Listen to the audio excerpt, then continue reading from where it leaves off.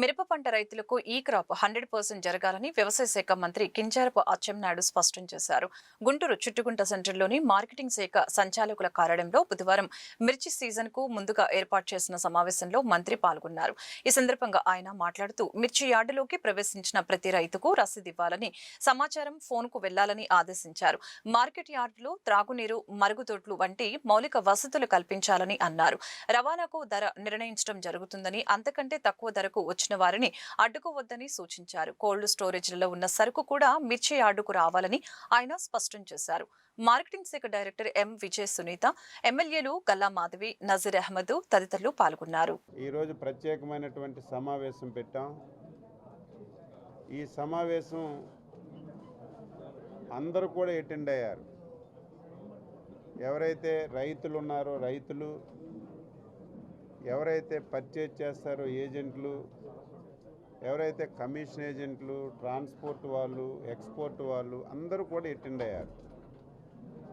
వాళ్ళందరి అభిప్రాయాలు తీసుకున్నాం. అయితే ఈసారి మిర్చి రేట్లన్నీ కూడా చాలా చాలా ఆశాజనకంగా ఉన్నాయి. దీనికి రెండు కారణాలు. ఒకటి, గత సంవత్సరం విపరీతంగా మిర్చి పండించారు.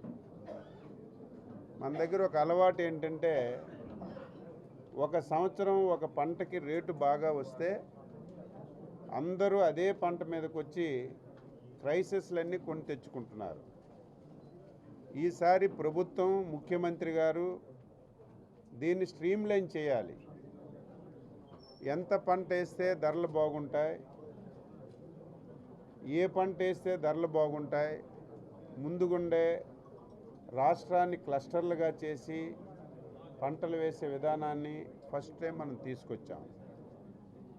గత సంవత్సరం అనుభవాలను దృష్టిలో పెట్టుకొని మిర్చి పంటను తగ్గించి ఆల్టర్నేటివ్ క్రాప్ని పెంచాలని చెప్పి డిపార్ట్మెంటు రైతులకి అవగాహన కల్పించడం వల్ల మనకి ఈ సంవత్సరం, గత సంవత్సరం 1,96,000 హెక్టార్లలో పండించినటువంటి మిర్చి పంట ఈ సంవత్సరం 1,06,000 మెట్రిక్ టన్నులకి తగ్గింది.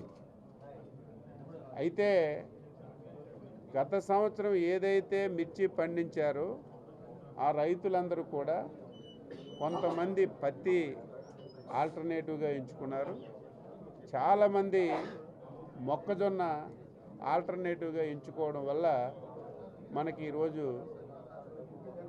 మిర్చి పంట తగ్గింది. ఇప్పటికే రేట్లన్నీ చూస్తే గత సంవత్సరం కంటే అన్నింటి మీద కూడా రేట్లు పెరిగాయి. ఒక్క తేజ వెరైటీ తప్ప. తేజ వెరైటీ కూడా 100% రేపు జనవరి నెలాఖరికి, ఫిబ్రవరికి 100% పెరిగే అవకాశాలు ఉన్నాయి. అందుకే రైతులందరికీ కూడా రాష్ట్ర ప్రభుత్వం తరఫున విజ్ఞప్తి చేస్తున్నాం. ఎవరైతే తేజ వెరైటీ పండిస్తున్నారో మీరందరూ కోల్డ్ స్టోరేజ్లో పెట్టుకుంటే, గత సంవత్సరం ఒక ఇబ్బంది వచ్చేది, బ్యాంకర్స్ కూడా రుణాలు ఇచ్చే పరిస్థితి ఉండేది కాదు.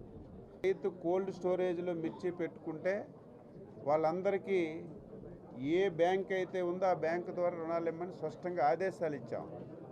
ఈ సంవత్సరం ఆ సమస్యకు కూడా పరిష్కారం దొరికింది. కాబట్టి రైతులందరూ తేజ రకం ఇప్పుడు అమ్ముకున్న కంటే ఒక నెల 15 రోజుల తర్వాత అమ్మితే ఎట్టి పరిస్థితుల్లో రేటు వస్తుంది. కాబట్టి డిపార్ట్మెంట్ నుంచి కూడా ఎడ్యుకేట్ చేస్తాం. మీరందరూ కోల్డ్ స్టోరేజ్లో పెట్టుకోమని చెప్పి కోరుతున్నాం. రుణాలు ఇచ్చే బాధ్యత కూడా తీసుకుంటాం.